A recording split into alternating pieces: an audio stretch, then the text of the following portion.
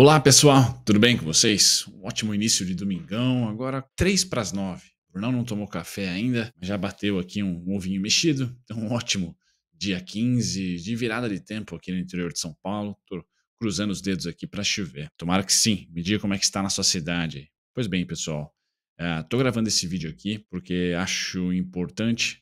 Primeiro, pós-ressaca da XP Expert, estou voltando aqui para o TradingView para gravar vídeo para vocês. E segundo, que semana que vem, iniciando dia 16, semana talvez não, na minha opinião, a mais importante do ano para o mercado financeiro, né? Para aplicação em títulos, ações, renda fixa e renda variável, tá? Aplicações financeiras de maneira geral. E aí eu vou trazer um insight rápido, prometo para vocês, nesse vídeo aqui. Quais serão as pautas, tá? A gente passa pelo calendário econômico, dou uma gourmetizada ali, comento um pouquinho sobre ele, falo sobre curva de juros americana, utilizando um gráfico de 12 meses, para vocês aqui, tá? E aí a gente pode até cair no mensal, mas vou tentar dizer para vocês qual que é o meu alvo, né? A expectativa para renda variável, de certa maneira, também para nós aqui, Brasil, tá? Aí a gente cai na nossa curva de juros de 10 anos, tá? Para tirar algum insight também. Essa aqui eu vou mergulhar para o mês, mas eu vou trazer o primeiro gráfico anual. E aí eu rapidinho comento sobre dólar e índice, pessoal. Talvez, se der tempo, small caps. Certo? Essas serão as pautas do vídeo de hoje. Espero ajudar vocês aí a cornetar um pouquinho essa semana importante. Bom, começo com o calendário econômico. Pessoal, dando um zoom aqui, eu sei que é a super quarta, tem FONC nos Estados Unidos, decisão de política monetária lá, e tem Copom aqui no Brasil.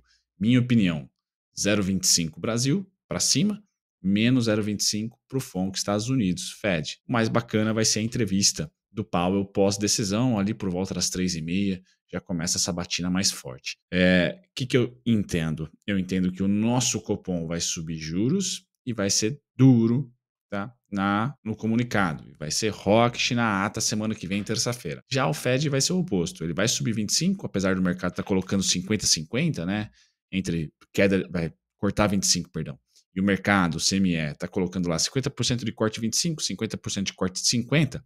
Na minha opinião, o Jerome Powell, presidente do Fed americano, do Banco Central americano, vai cortar 25 e vai amolecer na entrevista. Vai deixar aberto aí um corte de 50, por exemplo, numa próxima reunião, que, se não me falha a memória, será depois das eleições. Então ele tira, né, esse peso de influenciar, de repente, eleições. Tá? Então acho que é 25, e aí depois, na entrevista, ele deixa aberto que pode vir 5, certo? Então positivo, vai ser uma festa ali para mercados, seria a minha opinião. Na notícia, corte 25, o mercado talvez venda. E aí, durante a entrevista, o mercado compre, porque, na minha opinião, ele vai deixar em aberto esses pontos 5. Enquanto que no Brasil, pós-mercado, vai fazer preço somente na quinta.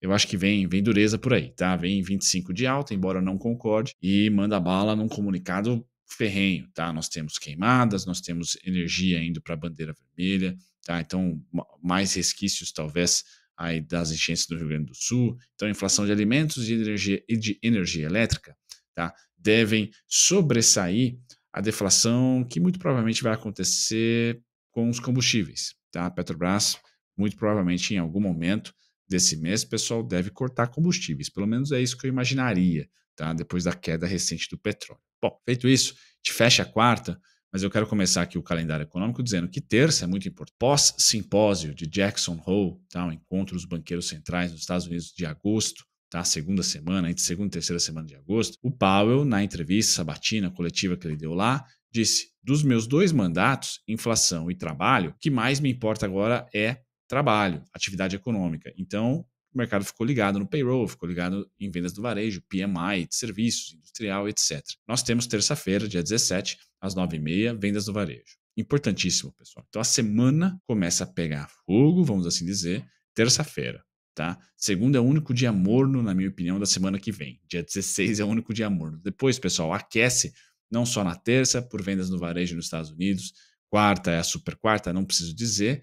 E na quinta, à noite, nós temos inflação no Japão, que a gente cai em um outro aspecto, um aspecto muito importante que já tem vídeo aqui na plataforma para vocês assistirem sobre carry trade, sobre o iene japonês, o porquê que ele é tão importante, grande financiador do mundo, tá? Então, nós temos que torcer para acordarmos na sexta-feira com dados de inflação japonesas fracos ou consenso, para que o BOJ, na sexta, tenha uma decisão consenso, uma decisão até de manutenção de juros, tá?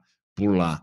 Então é bem importante a semana inteira, pessoal. Terça, quarta, quinta e sexta, tá? Talvez da semana somente segunda não tenha muita volatilidade, tá? Depois a semana inteira vai ter bastante volatilidade e todas elas, mesmo não sendo aqui na nossa geografia, a notícia, né, ou a medida, né, a atitude, todas impactam os nossos ativos de riscos, todas, tá? Vendas do varejo na terça impacta, FONC, Copom, obviamente, na quarta impactam, inflação e decisão de juros no Japão impactam. Certo, pessoal?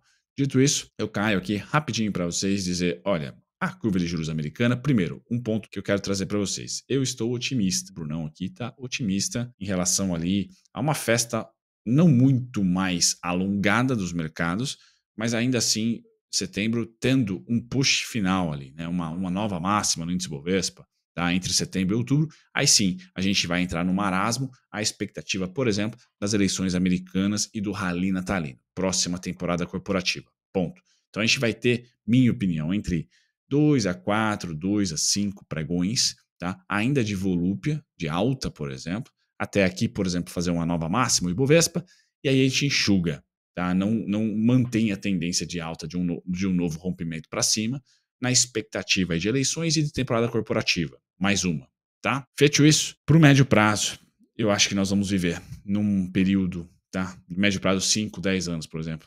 2 a 5 anos. Eu acho que a gente vai começar a viver um período de juros neutro no mundo inteiro, porém, como nós estamos restritivo ainda nos juros, mundo afora e aqui também, aqui a gente vai subir por outros motivos, tá? Mas na gringa, a gente deve ainda ter algumas reuniões, alguns trimestres de alívio monetário. Faz sentido.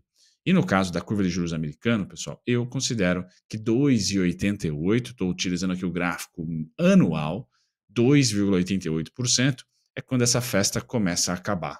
E a gente, de fato, entrará em um período em que curva de juros, ciclo monetário, não mais vai fazer tanto preço como faz hoje. As curvas vão se acalmar, ficar flat.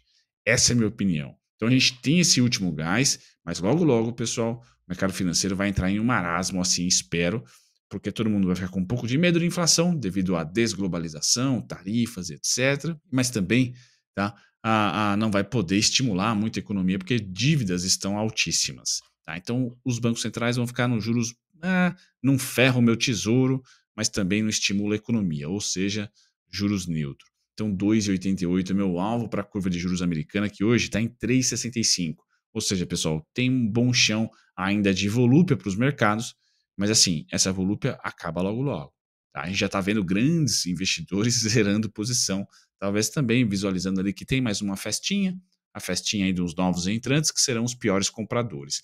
É esse cenário que eu imagino, tá? Tem um pouquinho mais de compra, mas não muito, beleza? A nossa curva de 10 anos, quando a gente entra nela, pessoal, não tem o histórico que tem a norte-americana, né, infelizmente, mas eu trago para vocês que 10% até 8,21, 8% é onde devemos ir. Então, Brunão otimista, né, acreditando que a nossa curva de juros de 10 anos volta, por exemplo, a 8%. Seria muito bom. Quando eu desço para o mensal, a gente tem alguns números que sim, vamos dizer assim, acabam ficando confluindo, né, com esse dado, e eu trago para vocês curva de juros de 10 anos aqui brasileira, 10,86 no curto prazo, tá? É quando eu fico pessimista, né? A partir de 11%, né? Quando eu começo a ficar pessimista com small caps, tá? Então nós estamos a 11,86, tem ainda 0,75 para perder, 0,86 para perder.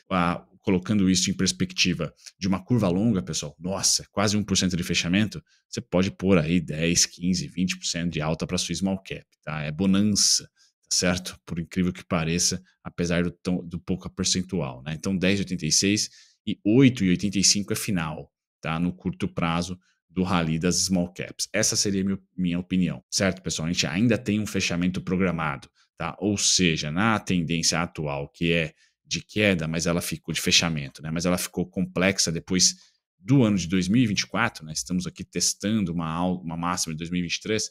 Eu ainda considero que a gente tem mais um fechamento, mais um ciclo. E aí sim, marasmo, tá? Marasmo e vai depender de muitas premissas que eu não tenho poder de descobrir se vamos para a bonança dos 8 e do 21, 8,5 do gráfico anual lá, ou se ficamos no lenga-lenga entre 9,85, 12,80 aqui, lateralizando, não mais fechando. Tá? Então, eu acho que tem mais um ciclo de fechamento Por isso que esse ano aqui eu priorizei renda variável. Agora, a partir do final de julho, né, comecei a rebalancear um pouquinho melhor os meus aportes entre renda fixa e renda variável, porque subimos, mas eu ainda acho que tem mais subida por vir. Beleza, pessoal? E aí, no resumo aqui de dólar, né, para não deixar vocês sem o dolinha, nós estamos na pausa, né, no ciclo de pausa de 2018. Acho coerente esse ciclo de pausa e com eu acertando, por exemplo, a minha projeção, 25 pontos aqui para cima, 25 pontos para baixo no Fed, pessoal, a gente deve manter o dólar com destino em 5,38, 5,32, 5,27. Esse seria o destino do dólar. E aí, fim de queda, tá? 5,32, 5,27, 5,38 seriam os principais destinos com essa perspectiva. Aqui aumentando o juro real, melhorando o carry, Japão não atrapalhando na inflação, mantendo lá todo mundo se financiando no iene, trazendo para cá para aplicar no CDI, e nos Estados Unidos, corte de 25, mais o comunicado, né, a entrevista do Powell abrindo, deixando aberta a porta para 50 na próxima reunião. Tá? O Ibovespa, por sua vez, pessoal, o desconto está em 127.300 e o prêmio, né, o alvo de curto prazo, 138.600. Eu considero que a gente vai primeiro para o 138, tá? E depois a gente pode ceder um pouquinho, tá? Não necessariamente para o 127, mas primeiro para o 138. Por isso que não estou comprando put ainda, tá? Não estou lançando call aos montes das minhas ações, tá? Put de BOVA e call das minhas ações. Estou esperando mais uma cutucada, tá? A principal assimetria do nosso mercado continua sendo small cap, tá? Vejo o índice de small caps, por exemplo, small 11, com potencial de ir para os 118,98, tá? O TRIG com potencial de romper máximas históricas, chegar lá no 41, no 44, mas romper, ir lá para os 50, por exemplo. Certo, pessoal? Então aqui está a grande aposta, a grande assimetria. Tem vídeo na plataforma falando sobre ela também. No mais, finalizo, tá? 12 minutinhos. Espero que vocês tenham gostado. Até o próximo conteúdo aqui na plataforma TradingView. Tchau, tchau.